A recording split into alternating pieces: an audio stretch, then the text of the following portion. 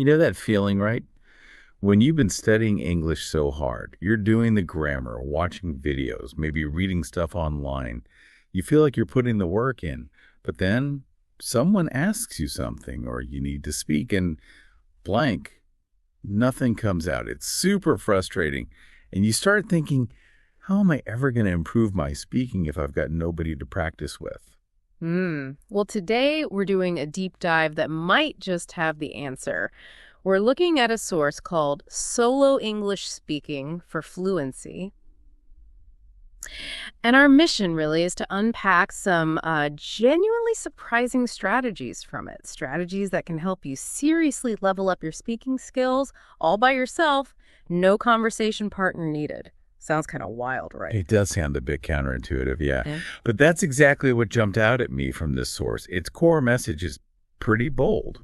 Yeah. You actually don't need a speaking partner to get fluent. It really challenges that common assumption. It argues that real progress comes down to using the right techniques, getting into a certain mindset, and maybe most importantly, building daily habits. That changes the game, doesn't it? Thinking of speaking not just as knowledge in your head, but as an action, something you do, like learning guitar or riding a bike.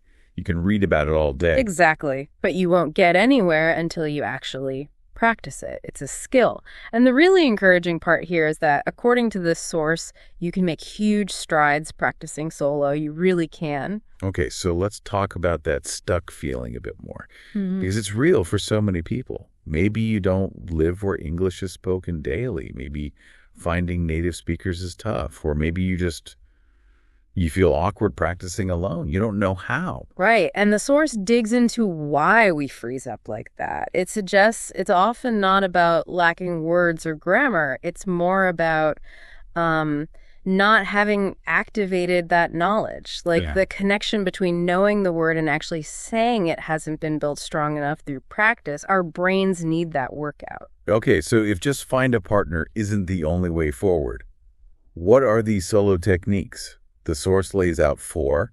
They sound pretty powerful. Where do we start? Let's start with probably the most visual one, mirror speaking. And it's pretty much what it sounds like. You stand in front of a mirror, look at yourself, and just talk out loud. Just talk, like about anything. Okay, so today I woke up late actually because I went to bed around midnight. Like that. Exactly like that. Describe your day, talk about your plans, give your opinion on something you read. Simple stuff. But the source says the power isn't just practicing words, it's seeing yourself, your expressions, your body language. Ah, okay.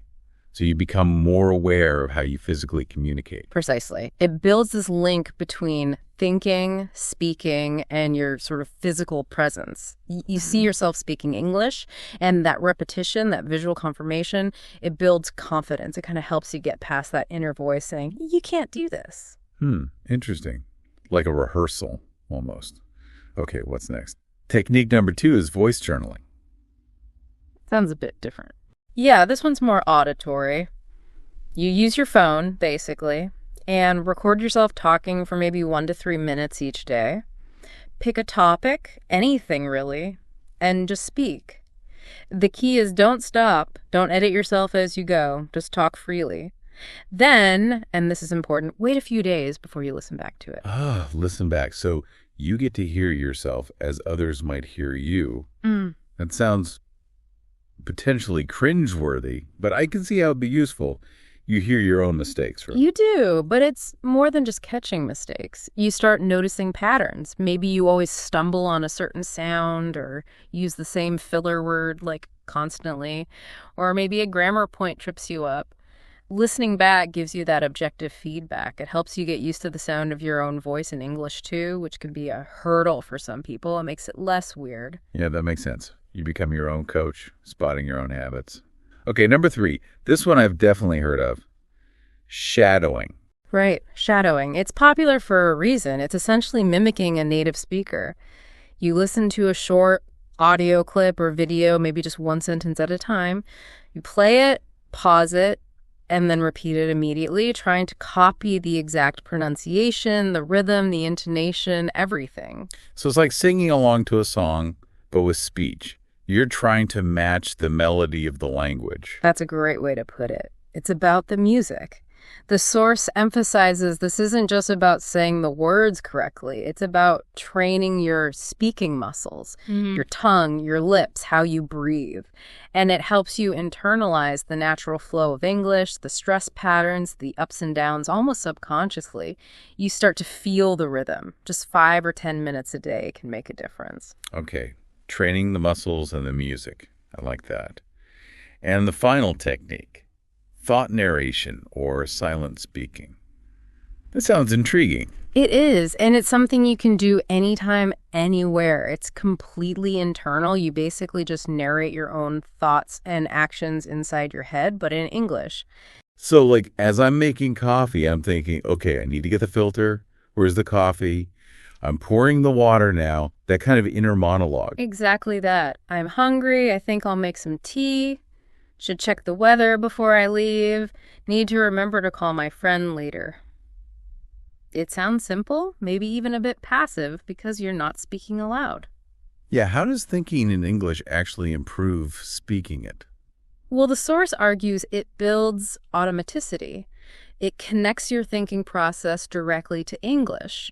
You're practicing formulating thoughts, choosing words, structuring sentences in English constantly throughout the day. It helps make English feel less like something you translate into and more like a language you can actually think in.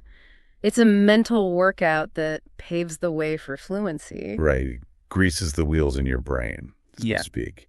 Okay, so we have these 4 techniques. Mirror speaking, voice journaling, shadowing, and thought narration. But knowing them isn't enough, is it? The source stresses making it a habit. They even suggest a daily routine. Yeah, a really manageable one, like 20, 30 minutes total, broken up. Maybe start the morning, 10 minutes perhaps.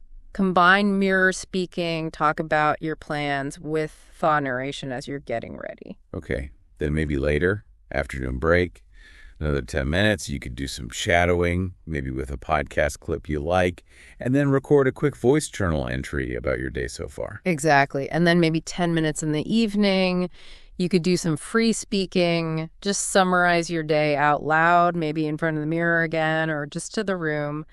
And then maybe once or twice a week, use that time for self-feedback, listening to one of your voice journal recordings. So just layering these techniques throughout the day. And the source is pretty confident about this routine. Very. It says something like, repeat this every day. In 1 month, you'll feel the difference. Which is quite a promise, but it highlights the power of consistency. Okay, consistency is key. But staying motivated when it's just you, that could be tough. How do you keep going and actually know if it's working? Good question. The source gives 3 solid tips for this. First, set a weekly speaking goal. Make it specific, measurable, like, I'm going to speak for 100 minutes total this week, combining all the practice, or I'll record 5 voice journal entries, or shadow 3 different audio clips. And track it, right, like in a notebook or an app. Definitely prep it. Seeing that progress build up, even just ticks on a calendar, is motivating. Second tip, celebrate the small wins. Seriously. What kind of wins are we talking about? Anything. Did you stick to your practice schedule today? Awesome. Did you understand a really fast speaker during shadowing? Great. Did you record a voice message you actually felt good about? Save it. The source says, progress isn't just about perfection. It's about momentum. Acknowledge the effort. I like that. Momentum over perfection. And the third tip for staying on track. Do a monthly check-in with yourself. Ask some honest questions, like, is speaking feeling any easier now compared to last month? Am I less hesitant? Are there phrases that just pop into my head more naturally now? And if the answer is yes, that's great fuel to keep going. If it's not really, then it's a chance to adjust. Maybe you need to increase the time slightly, maybe focus more on one technique that feels challenging, or try shadowing different kinds of content. It puts you in control of your learning. So bringing this all together, the big takeaway from this deep dive, from this source, it really flips the script. You don't have to wait for a speaking partner to get fluent. It really comes down to consistency, finding creative ways to practice, and just having the courage to talk. Even if it's just to yourself, yeah. Even when nobody else is listening. And thinking bigger, it's about shifting how you see English. It's not just a subject you study. Right. It's something you actively weave into your daily life. Yeah. You build it into your routines, into your thoughts. Exactly. It becomes part of how you experience the world. So the message is pretty empowering. Speak to yourself. Speak often. Speak with energy. That voice in English you want. The source suggests it's already in you, waiting. It just needs that consistent solo practice to be coaxed out, to be strengthened. Which leads us to a final thought to leave you with. Okay. If your voice in English is already inside you, just waiting for these kinds of solo practices to unlock it. What other skills, what other capabilities might also be hiding inside you, just waiting for you to try a different approach? Maybe something unconventional, something courageous in other parts of your life. What else could you unlock just by daring to practice differently?